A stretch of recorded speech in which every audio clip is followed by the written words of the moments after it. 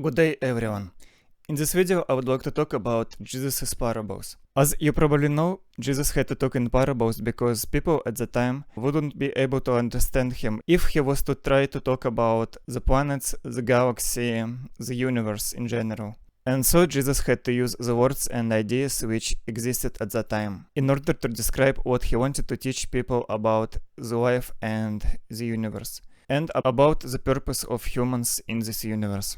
Of course, this is just my interpretation of the possible meaning behind Jesus' parables. I do understand that I can be mistaken at some of my conclusions. It should also be noted that my knowledge comes from the book Thiaoouba Prophecy, and also from my own personal experiences and my personal understandings made throughout my life. I wrote my own free book, Simple Truths of Life. In that book I wrote about my personal experiences with Salo and some other Thiaoubans. And of course those experiences proved to me that those people do actually exist, and since they exist, it means that Michel Desmarquet's book Thiaoouba Prophecy should also be absolutely true. It's a long topic and I've already talked about it in my other videos and also in my book. By doing this video I would hope that it inspires some people to search the meaning of life and the reason for our own existence in this universe. And so let's start checking out Jesus' parables and see if we can understand what the meaning behind them could be. The first parable reads, "Whoever finds the interpretation of these sayings will not taste death." The people who live on the planet Thiaoouba, which is the planet of the ninth and final category, are fully developed both spiritually and materially. Since those people know everything that there is to know about the universe and their own bodies, they are able to regenerate the cells of their physical bodies at will. And so they never die and never get old.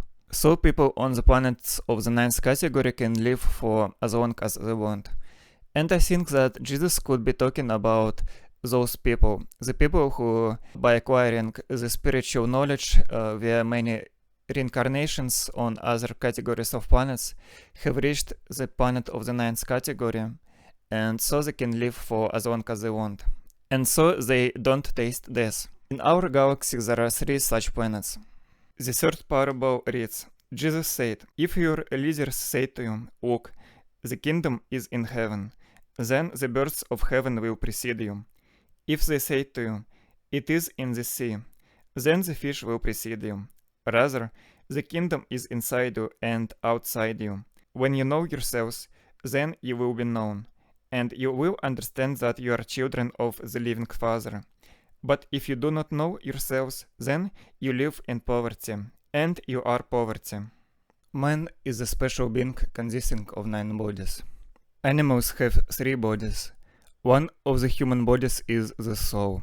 If people know about the reasons for the existence of the soul, people know that the universe was created, and people should understand their role in this universe. Other bodies are also likely to interact with different forms of matter, which are not yet known or are poorly known to science. Those who do not know this do not have the knowledge to live life without making serious mistakes. So, in a way, they're in poverty. Parable number 5. Jesus said, "Recognize what is before your eyes, and the mysteries will be revealed to you. For there is nothing hidden that will not be revealed." I think that Jesus is talking about the fact that all the knowledge of the universe is right in front of our eyes. It is not hidden. For example, the golden ratio can be found in many plants and other structures of the universe. Parable number 6. His disciples asked him and said to him, "Do you want us to fast? How should we pray? Should we give alms? What diet should we observe?" Jesus said, "Do not tell lies, and do not do what you hate, because all things are revealed before heaven. For there is nothing hidden that will not be revealed, and there is nothing covered up that will not be uncovered." Firstly, every single person has a higher self, and that higher self knows everything that is happening to that person in his life. After all, one of the jobs of our higher selves is to filter out the materialistic sensations we experience while living our lives.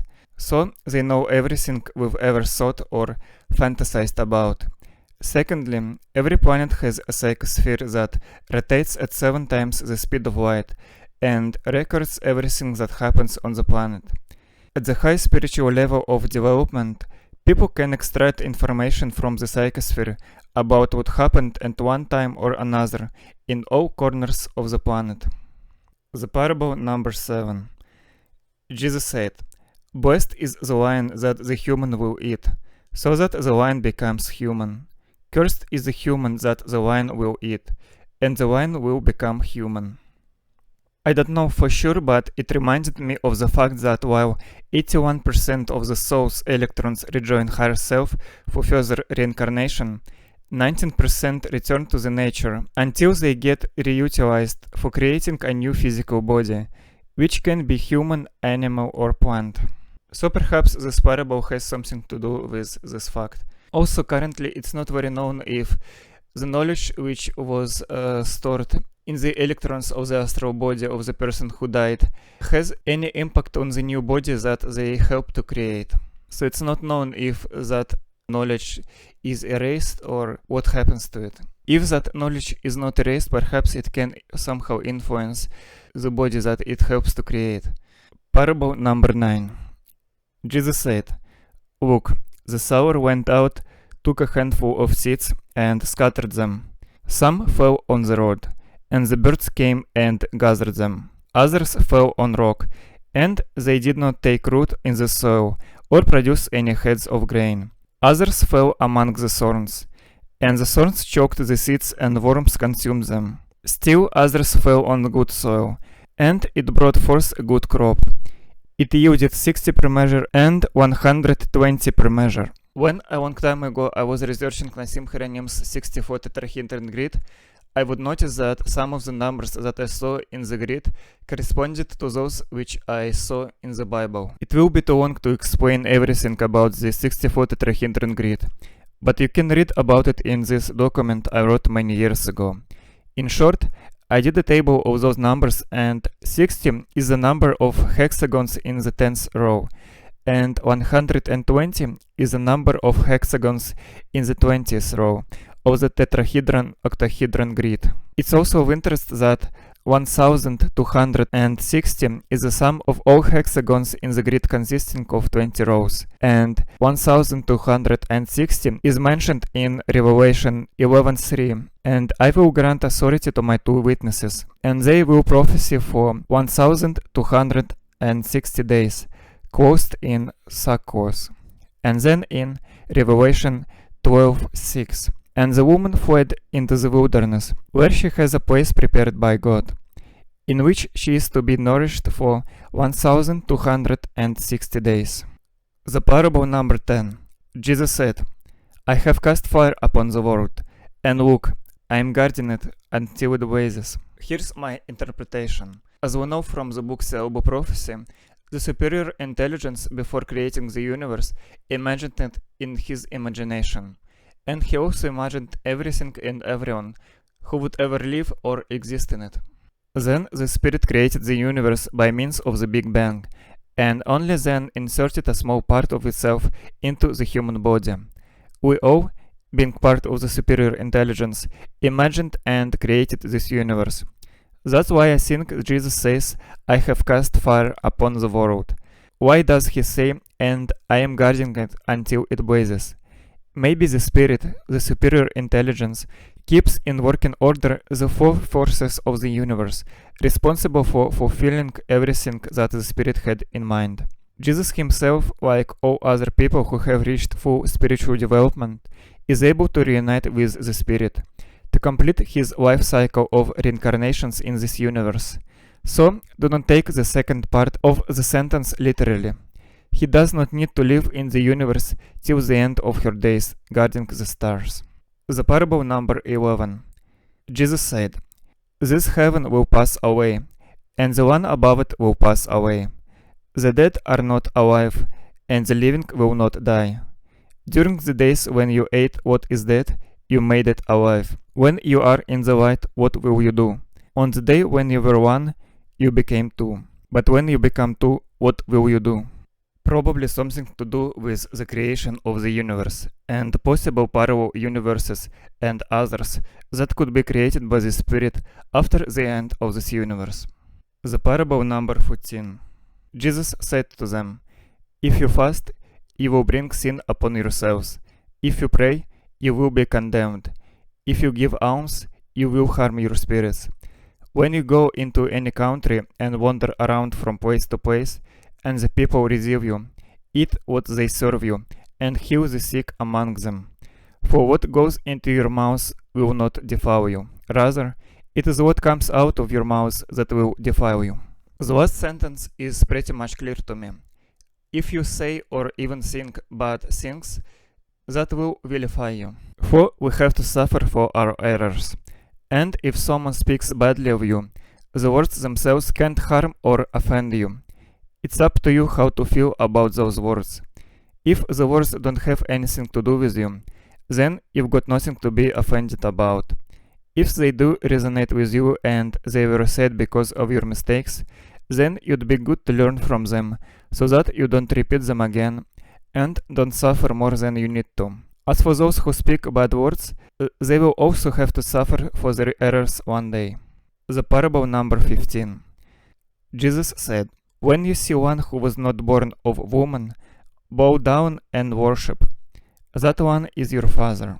The Father, God, the Spirit, or the superior intelligence, as is called in the book Thiaoouba Prophecy, is a pure spirit, and so he doesn't have any physical bodies. The meaning of the parable could be about something else. The parable number 18. The disciples said to Jesus, "Tell us about the end." Jesus said, "Have you already found the beginning then, that you seek for the end? For where the beginning is, the end will be. Blessed is the one who stands in the beginning. That one will know the end and will not taste death." The superior intelligence is at the center of the universe, because it was him who created this universe in the first place. He inserted a part of itself into the human body, and sooner or later, all of us are going to reunite with the Spirit in the center of the universe. On this, our cycle of lives will be completed, and we will no longer taste death. Another possible but unlikely interpretation is that everything is attracted to each other by the cold magnetic force. Also, all space objects move in a spiral towards the center of the body, around which they rotate. It can be assumed that sooner or later all matter will merge into one in the center of the universe. But I think that Jesus still meant spirituality, not materialism, when he spoke this parable. As always, it's just my opinion. The parable number 22. Jesus saw some babies nursing. He said to his disciples, "These nursing babies are like those who enter the kingdom." They said to him, "Then shall we enter the kingdom as babies?" Jesus said to them, "When you make the two into one, and when you make the inner like the outer, and the outer like the inner, and the upper like the lower, and when you make male and female into a single one, so that the male will not be male, nor the female will be male. When you make eyes in place of an eye, a hand in place of a hand, a foot in place of a foot, an image in place of an image, then you will enter the kingdom." Some parts of this parable reminded me about our soul or astral body. It is of spherical shape, but it can mimic the physical body that it's inhabiting. And also the soul has no gender. So one could say that a male and female has become one. Soul has eyes instead of an eye, and since it's a sphere, the outer is like the inner, and the upper is like the outer. But I'm not sure if it's fully correct, or at all correct. The parable number 25. Jesus said, "Love your brother like your soul. Protect him like the pupil of your eye." Perhaps it has something to do with the fact that people of the first category share their higher self with 8 other people. So there are 9 people per one higher self on the first category. I also heard it mentioned that twins probably have the same higher self. The parable number 26.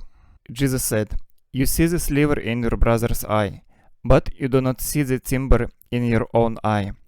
When you take the timber out of your own eye, then you will see well enough to remove the sliver from your brother's eye. People often think more of themselves than they really are. People tend to not notice their own problems, but they see the same problems in other people. They could even laugh or ridicule those other people, not realizing they themselves are very similar. The parable number 28. Jesus said, I took my stand in the midst of the world, and in flesh I appeared to them. I found them all drunk, and I didn't find any of them thirsty. My soul ached for the children of humanity, because they are blind in their hearts and do not see. For they came into the world empty, and they also seek to depart from the world empty. But meanwhile they are drunk. When they shake off their wine, then they will repent. I feel like Jesus could be saying about the fact that a human being exists physically for the purpose of developing his spirituality. Spiritual knowledge stays with us during reincarnation, while material knowledge is erased from the soul.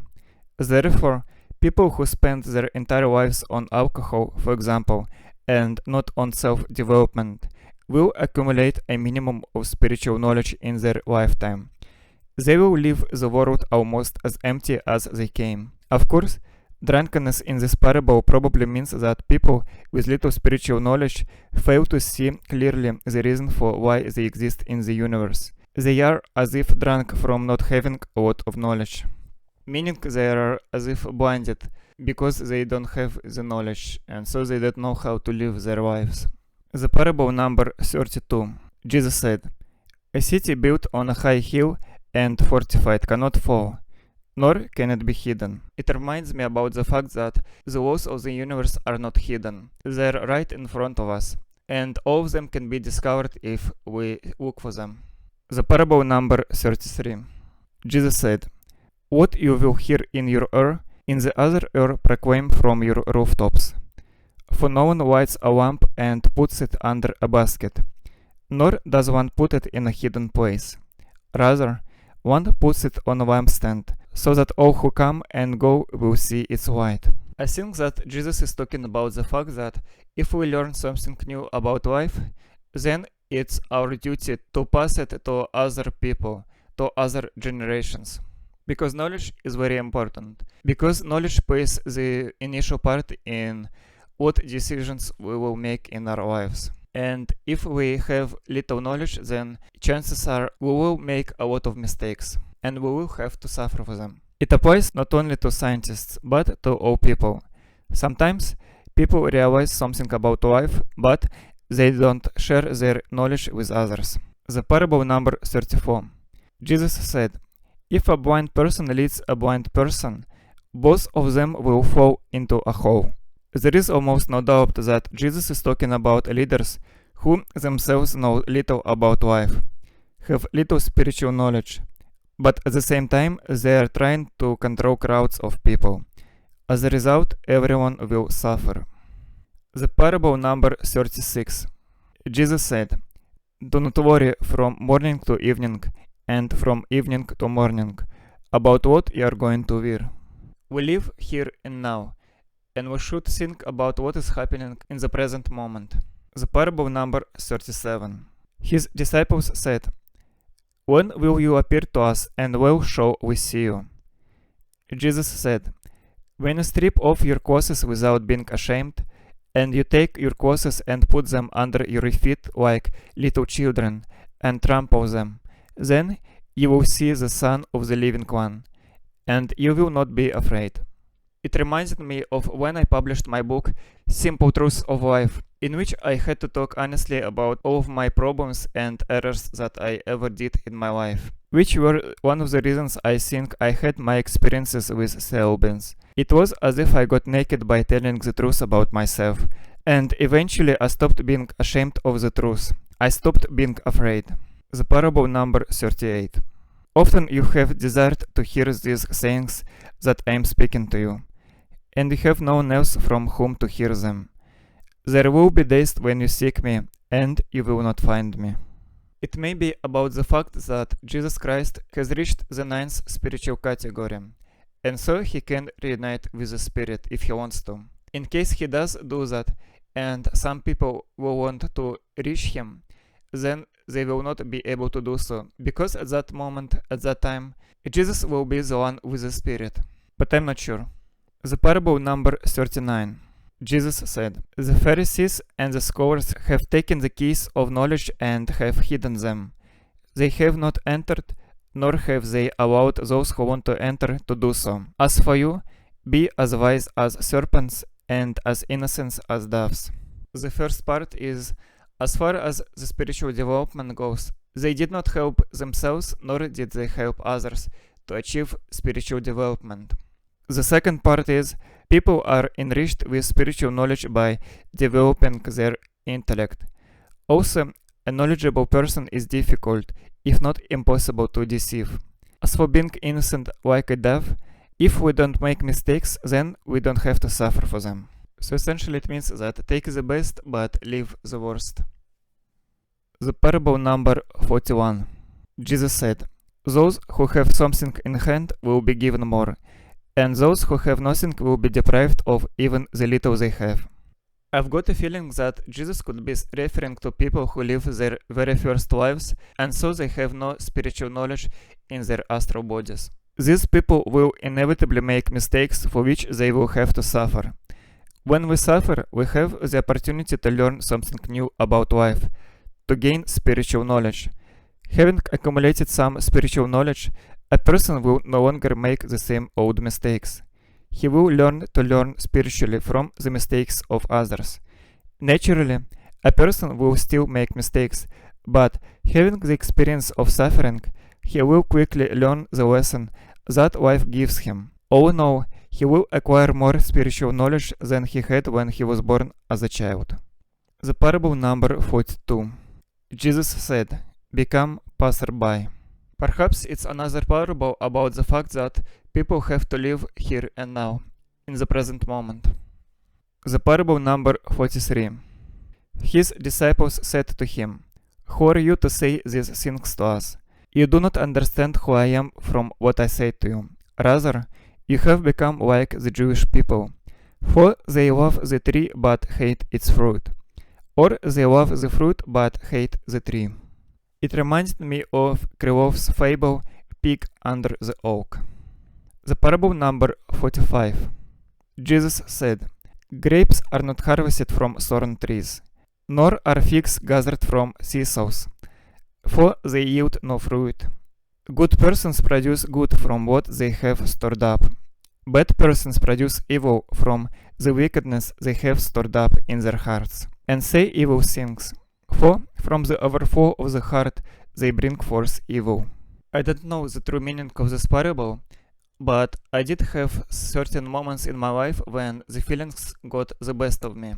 And during those moments I was kinda on the dark side. At those moments I remembered this parable, because generally I think I'm a good person who wishes well, but sometimes my heart does overflow from being rejected for my experiences, knowledge, and just trying to help other people. The parable number 49. Jesus said, "Blessed are those who are solitary and chosen, for you will find the kingdom.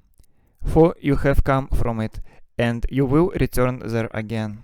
The higher selves of the first category have 9 souls attached to them. From what I understand, the higher self of the 9th category has only 1 soul attached to it. So a person living on the 9th category planet, such as Thiaoouba, has only 1 higher self. And so that highly advanced 9th category soul can be viewed as solitary. And since the 9th category people have reached the end of their spiritual journey and know all there is to know spiritually, they can choose to rejoin the superior intelligence. They'll return to the kingdom, as Jesus used to say. The parable number 50. Jesus said, "If they say to you, 'Where have you come from?' say to them, 'We have come from the light, from the place where the light came into being by itself, established itself, and appeared in their image.' If they say to you, 'Who are you?' say, 'We are its children, and we are the chosen of the living Father.' If they ask you, what is the sign of your Father in you? Say to them, it is movement and rest.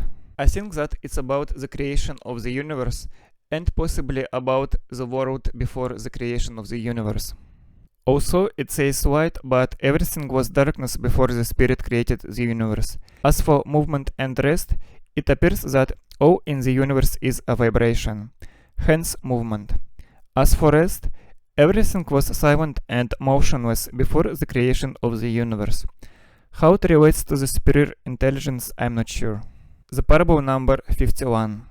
His disciples said to him, when will the rest of the dead take place? And when will the new world come? He said to them, what you look forward to has already come, but you do not recognize it. I have a slight feeling it could be about the universes which could have existed before this one, and so the new world has technically come. There are parallel universes, but their purpose isn't very clear. Were they created before this universe, or do they play some role in the workings of our universe that we live in? It's something that we have to scientifically study. The parable number 54. Jesus said, blessed are the poor, for yours is the kingdom of heaven. Poor people have to suffer, and as a result they begin to think about life, about its meaning, and learn more than those who have everything in terms of materialism. The parable number 55. Jesus said, whoever does not hate father and mother cannot be my disciple, and whoever does not hate brothers and sisters and carry the cross as I do, will not be worthy of me. Those people have already enough spiritual knowledge, and so they will probably not need the help of Jesus Christ to overcome their problems. The parable number 56. Jesus said, whoever has come to know the world has discovered a carcass, and whoever has discovered a carcass, of that person the world is not worthy. Perhaps it's about the fact that the whole universe can be viewed as a type of a tool for the spiritual development of the Spirit, whom we are all a part of. The parable number 57. Jesus said, the kingdom of the Father is like a person who had good seed. His enemy came during the night and sowed weeds among the good seed. The man did not let the workers pull up the weeds, but said to them, no, otherwise you might go to pull up the weeds and pull up the wheat along with them. For on the day of the harvest the weeds will be conspicuous, and will be pulled up and burned. To some degree it reminded me of what Thiaoubans have taught us about the higher selves and the filtering process that they have to do in order to filter out the negative materialistic sensations that some people may experience during their lives. It's the job of higher selves to filter bad sensations out, leaving only the good ones to reach the etheric ocean that surrounds the spirit. People of the first category have 9 higher selves to filter their sensations. So there are 9 higher selves between a person and the spirit. As people grow spiritually and advance to higher categories of planets, they will have less higher selves to filter their sensations. The parable number 58. Jesus said, blessed is the one who has suffered and has found life. According to the law of the universe, we have to suffer for every mistake that we make. When we suffer, we learn life from a different angle and, having found a way to overcome suffering without making a new mistake, we acquire spiritual knowledge. So a person who has suffered a lot and also has learned a lot spiritually will no longer make the same serious mistakes, and so he will suffer much less than those people who still don't have the same level of spiritual knowledge. The parable number 59. Jesus said, look to the living one as long as you live, otherwise you might die, and then try to see the living one, and you will be unable to see. Possibly another reference to living here and now, in the present moment. When we rejoin the spirit, we no longer have any physical bodies to see and feel, as we do now. So while we live in this universe, we might as well enjoy life. The parable number 63. Jesus said, there was a rich man who had a great deal of money. He said, I shall invest my money so that I may sow, reap, plant, and fill my storehouses with produce, that I may lack nothing. These were the things he was thinking in his heart. But that very night he died. Whoever has ears to hear, let him hear. That wealthy person wanted to have no shortage of material things. But then he died, and so all the material things that he had accumulated, he had to leave behind him on the planet. Because you can't take material things with you when you die. The material knowledge gained during a life in the physical body is erased in the tool which is called the river of oblivion, while the spiritual knowledge remains in the soul forever. If a person aspired to accumulate material things in his life, then he acquired a minimum, if not zero, of spiritual knowledge, and so his life was practically wasted. Because, as Jesus said in his other parable, the man left this world empty. The parable number 64. Jesus said, a man was receiving guests.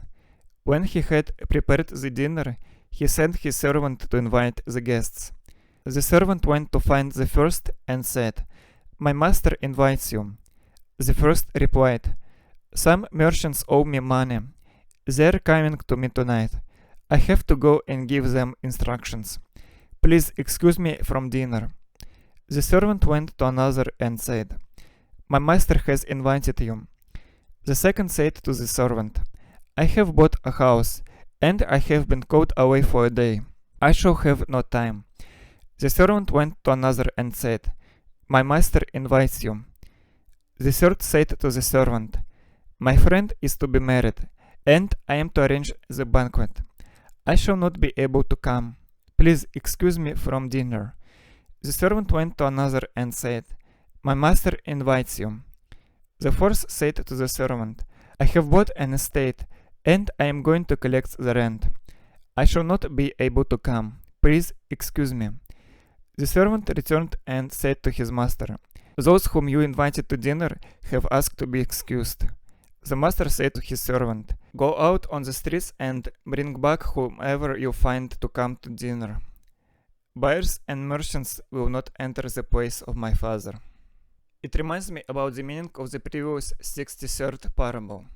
Perhaps this parable can also mean that we are social people, because the spirit is only one, and there is no one else as far as I know.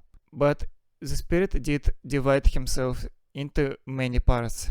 So each person is a part of the spirit, but at the same time he is an autonomous unit, autonomous creature, who thinks and acts out of his own free will. But since we are many, I think that spirit wanted some interaction among each other. So being social is probably an important skill that people have to have. The parable number 67. Jesus said, whoever knows everything but is lacking within, lacks everything. Perhaps this parable is again talking about the spiritual and material knowledge, and also about the fact that material knowledge is erased in the tool which is called the river of oblivion, and it's only the spiritual knowledge which stays with us in our soul for the rest of our lives that we will live in this universe. So if a person hasn't acquired in his life spiritual knowledge, he will be lacking everything, even if he knew all there is to know in regards to material things, to material knowledge. He'll have nothing left, and he will be reborn with nothing. So his material knowledge has been erased before he reincarnated, and since he gained no spiritual knowledge in his previous life, he will have nothing in terms of knowledge. The parable number 70. Jesus said, if you bring forth what is within you, what you have will save you. If you do not have that within you, what you do not have within you will destroy you. I see here a possible reference to the parable number 41. The parable number 72. A person said to him, tell my brothers to divide my father's possessions with me. He said to the person, man, who made me a divider? He turned to his disciples and said to them, I am not a divider, am I? As we know from the book Thiaoouba Prophecy, Ariok agreed to live in the body of Jesus Christ in order to teach people the love and spirituality. In my opinion, those things are the exact opposite of the division. The parable number 75. Jesus said, "There are many standing at the door, but only those who are solitary will enter the bridal chamber."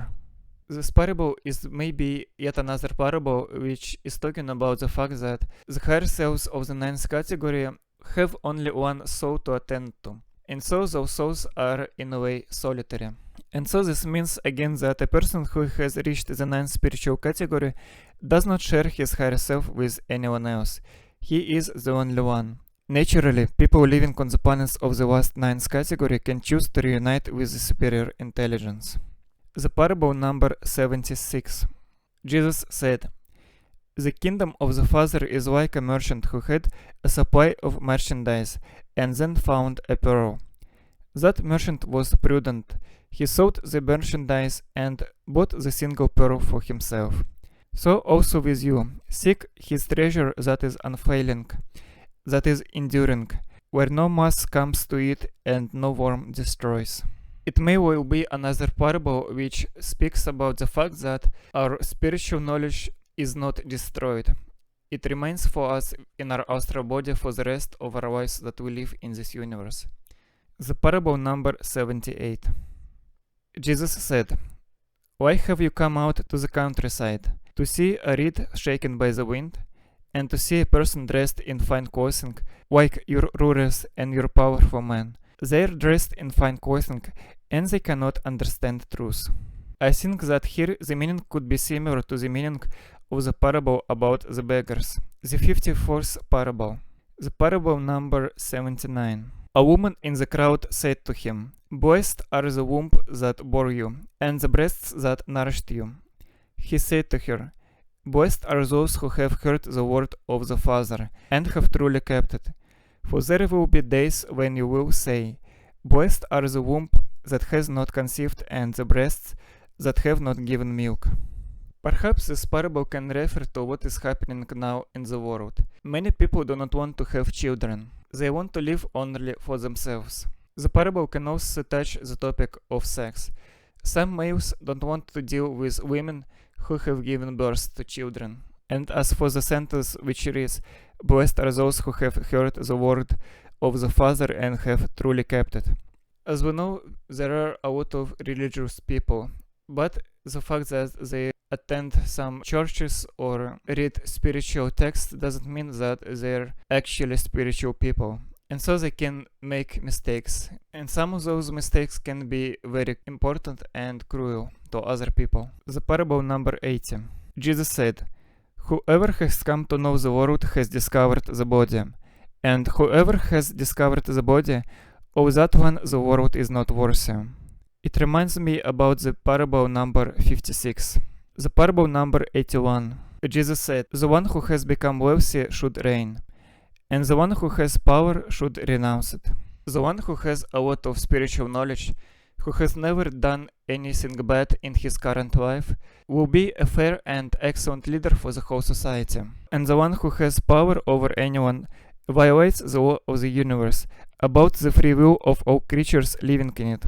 And therefore the sooner he renounces the oppression of people, the better it will be to both people and to himself. The fewer mistakes we make, the less suffering we'll have to experience.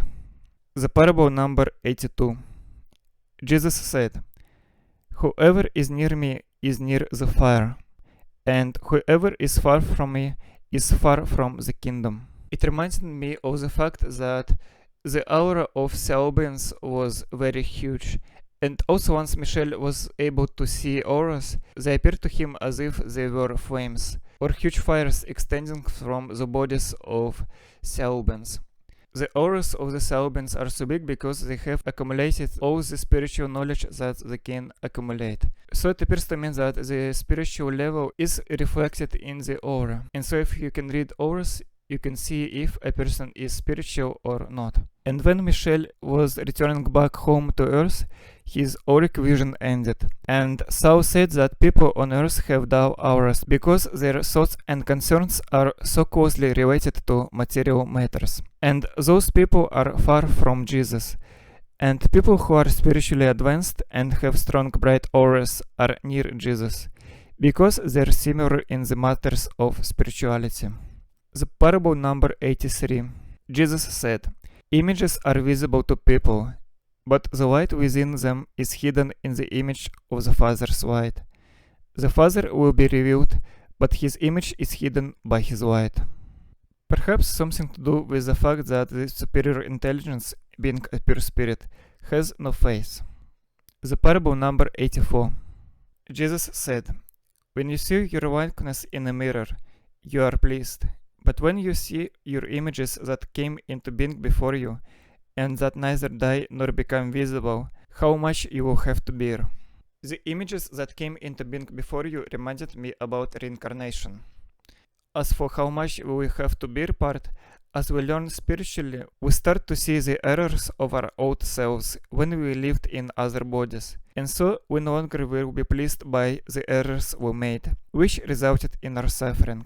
The parable number 87.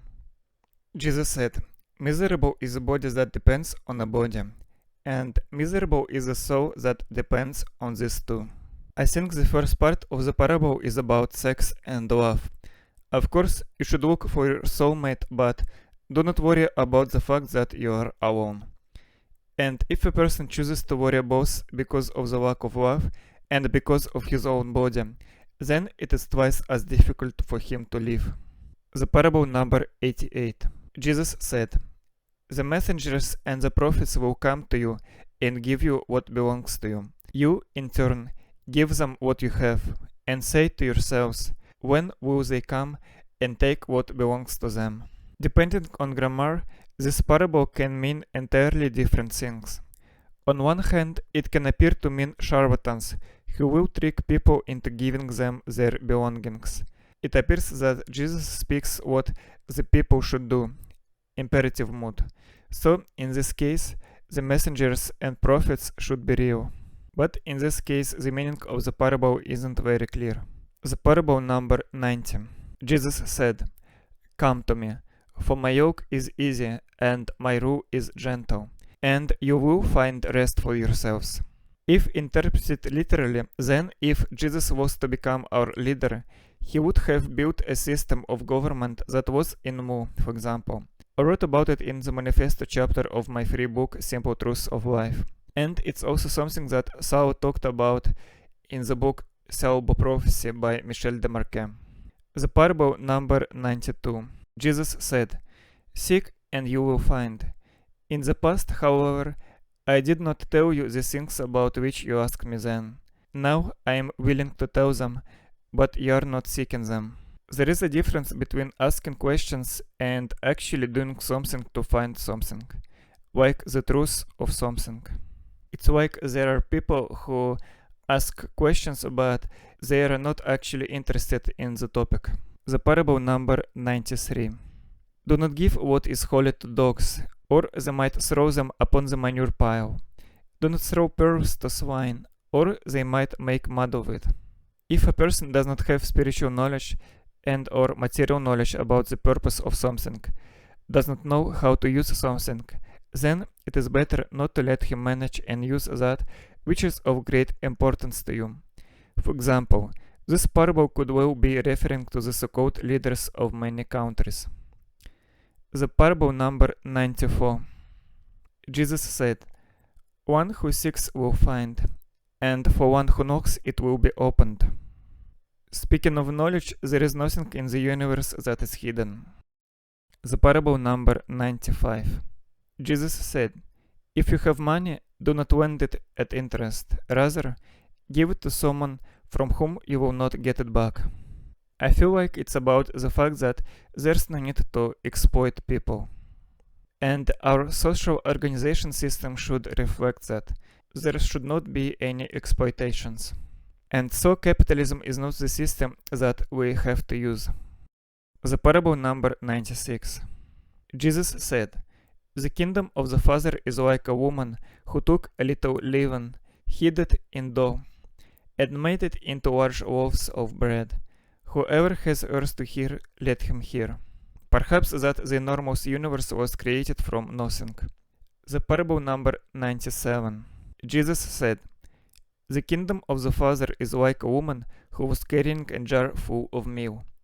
When she was walking along a distant road, the handle of the jar broke and the meal spilled behind her along the road. She did not know it. She noticed no accident. When she reached her house, she put the jar down and discovered that it was empty.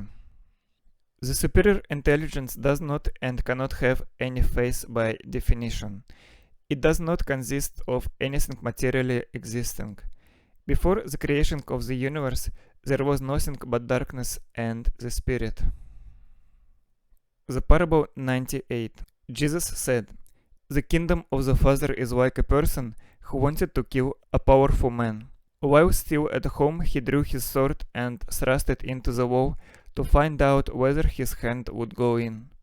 Then he killed the powerful man." Before creating the universe, the Spirit recreated it, and everything and everyone who lived, lives, and will live in it in his imagination. After the Spirit had a complete idea of what he wanted to create, with his exceptional spiritual power, he created the four forces of the universe, with the help of which it prompted what we call the Big Bang. Thus, the universe was born.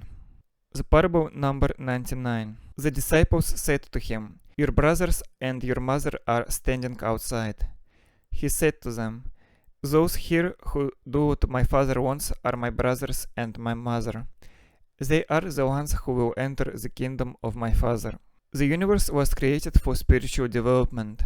Those who live their lives so that they learn spiritually will be able to progress to the higher self of the next spiritual category. When people reach the ninth spiritual category, they will be able to reunite with the Spirit. The parable number 102. Jesus said, "Woe to the Pharisees, for they are like a dog sleeping in the cattle manger. The dog neither eats nor lets the cattle eat." Again, it seems to refer to people who do not develop themselves spiritually. The parable number 105. Jesus said, "Whoever knows the father and the mother will be called the child of a whore." The atoms in our bodies are constantly being replaced. Those atoms could have come from another person, a plant, a stone, and so on. Or maybe the parable is about something else entirely. Next, the parable 107. Jesus said, "The kingdom is like a shepherd who had 100 sheep. One of them, the largest, went astray. He left the 99 and looked for the one until he found it. After his toil, he said to the sheep, 'I love you more than the 99. It's possible that it's about the filtration process by higher selves. Perhaps when it comes to people living on the planets of the first category, only a small percentage of sensations reach the spirit, could even be 1%. The parable number 108. Jesus said, "Whoever drinks from my mouth will become like me. I myself shall become that person, and the mysteries will be revealed to him." It's possible that if someone else's soul had exactly the same knowledge as Jesus's, and that soul decided to become Jesus instead of him, then that person would do exactly the same actions as Jesus. People often say that if I were this or that person, I would do this or that. No, this is not so. In the place of that person, you would have exactly the same knowledge and, accordingly, would have done exactly the same actions and made exactly the same decisions as that person. And if you did not have exactly the same spiritual knowledge as that person, you would never have been born in his physical body. Again, it has to do with the laws of the universe, which are very precise. It has also to do with the fact that the knowledge plays a critical role in what decisions we'll make in our lives in any given situation. It's something that I have written about in my book Simple Truths of Life. The parable number 109. Jesus said, "The kingdom is like a man who had a treasure hidden in his field but did not know it. And when he died, he left it to his son. The son did not know about it either. He took over the field and sold it. The buyer went plowing, discovered the treasure, and began to lend money at interest to whomever he wished." Perhaps, again, it is connected with the reason why the Spirit decided to create the universe. in order to satisfy his spiritual need. As I understand it, by the end of the universe, the superior intelligence will acquire even more spirituality than it had before the creation of the universe. The Parable 110. Jesus said, "Whoever has found the world and has become wealthy, let him renounce the world." People living on the planets of the ninth category cannot develop spiritually further. They have reached perfection in this universe, which allows them to reunite with the spirit and end their life's path. We could say that they have become wealthy in terms of spiritual knowledge. And they can't live forever in this world, because they have to give space to other younger souls to experience living on the planet of the ninth category, a matter of overpopulation. The parable number 113. His disciples said to him, "When will the kingdom come?" It will not come by watching for it. They will not say, "Look, it is here," or "Look, it is there." Rather, the kingdom of the Father is spread out upon the earth, but people do not see it. In my opinion, the universe is a kingdom that Jesus is talking about, so planets are part of it. Of course, those people didn't know about planets. The last parable 114. Simon Peter said to them, "Make Mary leave us, for females are not worthy of life." Jesus said, "Look, I shall guide her to make her male, so that she too may become a living spirit resembling you males. For every female who makes herself male will enter the kingdom of heaven." It's the only parable I feel a bit of discomfort reading. I will mention that Theologians are hermaphrodites, and I think that all people of the ninth category are. I can see how it could mean that a woman became a male, but then it's also true that a male became a female. And the parable only speaks of female becoming a male. Another interpretation is reincarnation. It's my understanding that all people will experience living in both male and female bodies during numerous lives. It's part of our learning process in this universe. And so it's one of the requirements for a soul to rejoin the spirit. A soul which lived only in a male or female body can't rejoin the spirit because it still has a lot to learn about life. This is it. If you have your own views on what some of the parables could mean, I would like to hear about it in the comments. Thank you for watching and all the best to you.